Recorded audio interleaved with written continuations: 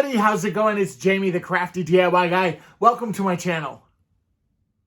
I am really excited about today's video because it is a collaboration with all of these fantastic creators. We are all going into our junk bins and our recycling bins and trash bins in some cases and finding supplies that we can use to recreate some very cool and very unique DIY projects for all of you. But before we get started, I do want to say thank you, of course, to my subscribers. I appreciate you guys so much. All of my long-term subscribers, my short-term subscribers. Maybe you're a brand new subscriber that's going to be a subscriber because of this video. Either way, thank you guys so much for being here. It is truly appreciated. And hopefully you'll hit that notification bell as well. That way you'll be notified every time I do upload a video. All right, guys, let's jump into this project. For the first project, I'm going to grab this plastic bowl that I had left over from Dollar Tree.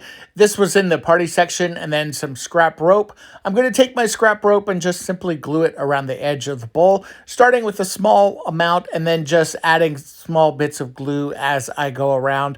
For this one, you probably want to add more glue than you typically would because you do want to make sure that that rope does stay in place. So I'm going to be going every few, I guess, inches, half an inch or so, and just make sure that that rope is good and solid.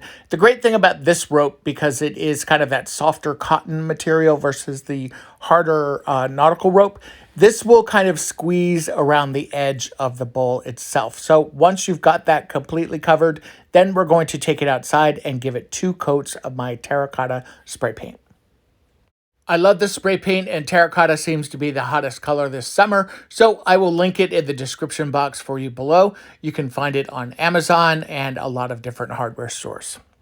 Once everything was dry, I took it inside and I'm going to give it a dusting of antiquing wax from Waverly. I love this antiquing wax, and all I'm literally going to do is just start painting right around the edge. I'm not going to really worry about whether I get it on too heavy or not because I am going to go through and wipe this away with a clean cloth.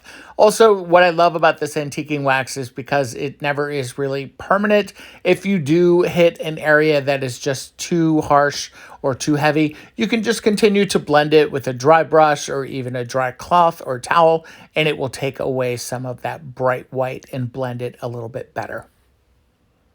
Once I was happy with my terracotta bowl, then I added some wine corks about 3/4 of the way up. Then I added some of my moss rocks here that I grabbed from Dollar Tree. I'm going to also add in some Dollar Tree rocks because I want to give this a little bit more depth and a little bit more realness. I then topped it off with some succulents from Dollar Tree, and this is what it looks like when it's all done. I love this so much. It looks like a heavy piece of terracotta pottery, and it only cost about $6 total to recreate. As I mentioned, today's video is a Trash to Treasure collaboration. Be sure and follow the playlist and enjoy the rest of these ladies' videos.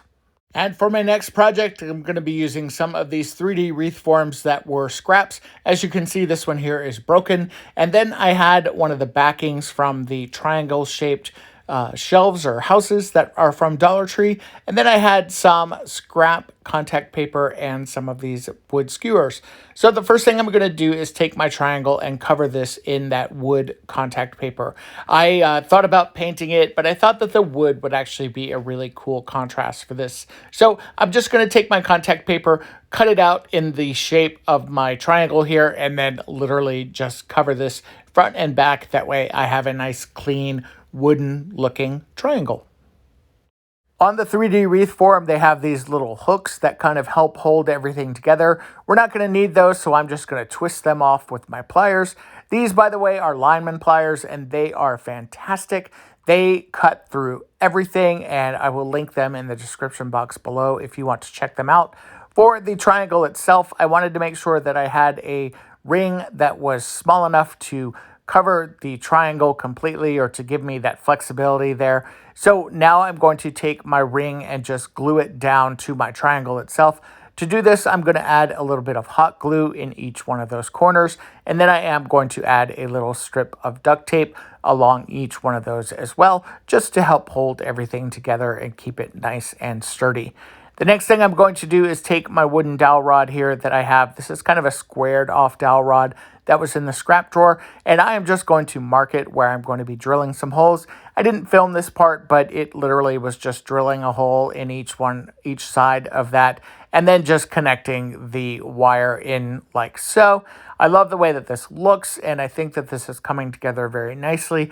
I'm going to be creating this kind of a boho inspired wall hanging, and to do that, I am going to be taking some of these skewers, and I do want to cut them down to the appropriate size. Now, to do that, I can certainly use a small saw if I wanted to, or a hand saw, but I have this mini miter saw that I love so much. It is the perfect size for my craft room, and it literally cuts through wooden dowel rods and all kinds of other materials. I do have this linked below as well, and you can find this on Amazon. Once I had those skewers kind of laid out approximately the way I was thinking everything would look, I am going to take some antiquing wax and just cover these very lightly and very sporadically.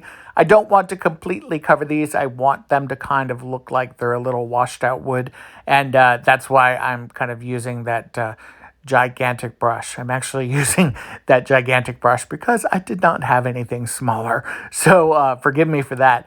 Now for the yarn, this is yarn from Dollar Tree, and all I'm going to do is just tie a knot in the center of my dowel rod there, and then I'm going to start wrapping it around. I kind of want this to have 3 pieces at the bottom that are kind of sticking out to give this a little bit of a boho vibe, I guess.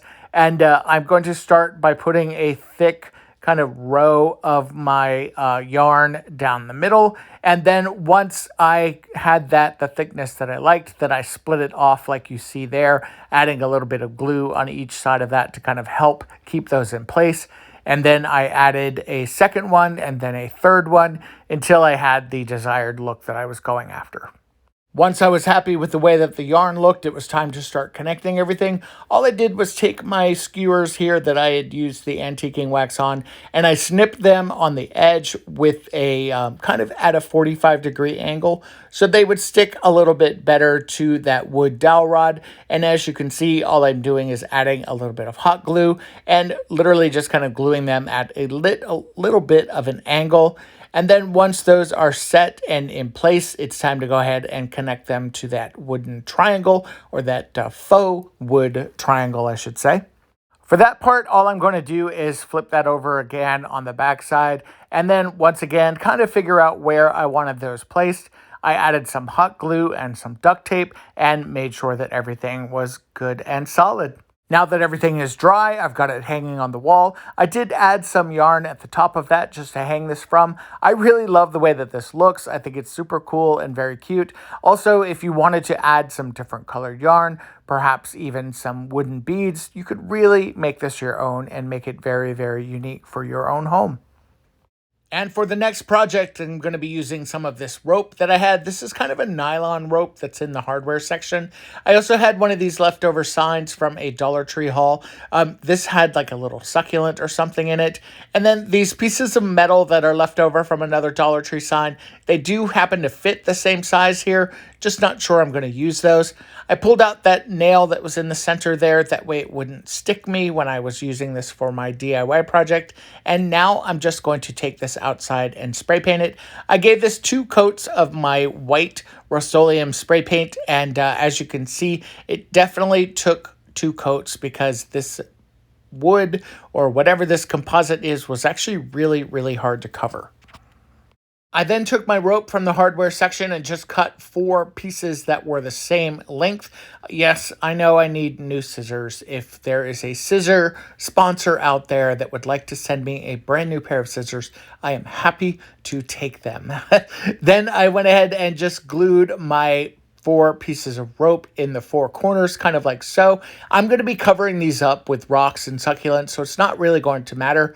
This is very, very lightweight, and for this next part, I'm just going to weigh it down with my Lineman Pliers, and then I'm going to take a piece of this kind of a boho inspired ribbon that you can find at Dollar Tree and use that as a decorative touch at the top.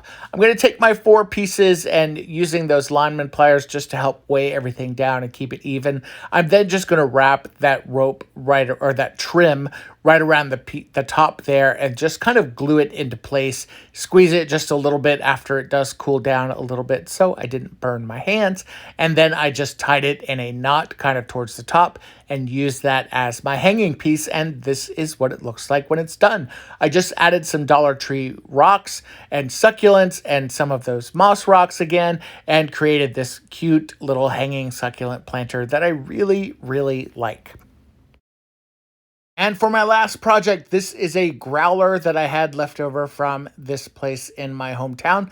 I hadn't used it in quite a while. It had been sitting on the back porch. So I decided to go ahead and use it. And then I'm also going to use this Dollar Tree twine. At Kirkland's and Pottery Barn, I've been seeing white pottery being very, very popular with a added kind of rope twist to it or rope twine to it. So I thought this could actually work really well. So the first thing I did was, of course, clean this bottle because it had been sitting out on my back porch for quite a while. And then I took it outside and gave it 2 coats of my Rust-Oleum spray paint. Once again, this spray paint is fantastic. Rust-Oleum is probably one of my favorite. And it just took 2 coats before this was completely covered. And it took no time for it to dry, which I also really, really like about the Rust-Oleum paint. Now that everything is dry, I'm taking it back inside and I'm just going to use the curves on the bottle and my hot glue gun there just to attach the twine. All I'm going to do is attach the twine anywhere you see kind of this lip. I also want it around the handle and around the lower part of the neck of the bottle. So the first thing I'm going to do is just kind of figure out where to start really. And I decided to go ahead and actually start down below that lip. I'm going to go ahead and add a fairly generous amount of hot glue, and then I am just going to wrap this around like so. I do go in every once in a while and just add a couple dabs of hot glue just to make sure that everything is holding in place right. And as you can see, this is pretty easy to do when you do have a lip of some kind on your bottle because it does help hold it into place. I added a fairly large amount of twine in this section and then did cut it off and started to work on the neck of the bottle itself also. Once I had the neck in a position that I liked, I then took my twine and started to wrap it around the handle. This part was probably a little more tedious just because it is a little harder to work with. I just took a very long piece of twine that I thought would be the right size for this and literally just started wrapping kind of like what you see here. Also, I did use some of that hot glue and added a couple dots of hot glue kind of down the handle a little bit and spread it around and then just kind of kept wrapping that twine until the handle was completely covered. Then I did want to go ahead and just thicken everything up a little bit more. So I went in and added some more twine around the top and also around the bottom piece, kind of like you see me doing here.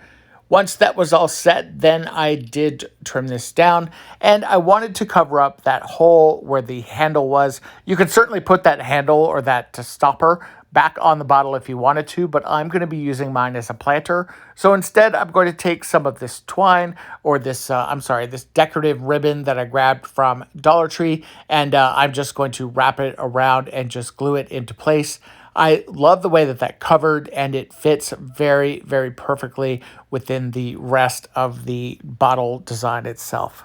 And once it was all done, this is what it looked like. I love the way this looks. I added a Dollar Tree faux plant to the top of it, and I think this is the perfect setting and grouping for my display.